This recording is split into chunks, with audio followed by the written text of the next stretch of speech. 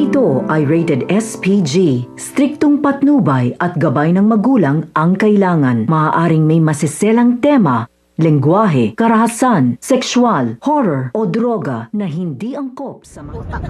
So guys, isang bakbakan na naman ang ating patutunghayan sapagkat sinugod na nga nito ng Red Phoenix sa pangunguna nga nito ng Lucio ang pamilya Garcia na kasalukuyang naroon sa tanggol at nakikipag-usap sa mga ito.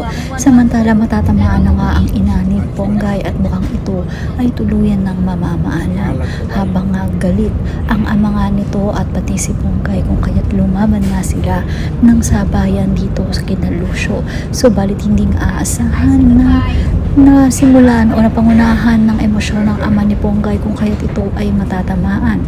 Galit na galit si Ponggay sapagkat instant na ngayong gabi ay mawawala ang kanyang mga magulang kung kaya't magtutulungan nga sila ni Tanggol upang puksain na ang Red Phoenix habang ito namang si Enteng ay makakabanggaan na itong si Kidlat at mukhang malapit na nga rin itong magtapos dahil matatamaan ng bala ng baril itong si Kidlat. Ano nga ba ang naghihintay na kabalaran dito kay Ponggay ngayong mamaalam na ang kanyang mga magulang?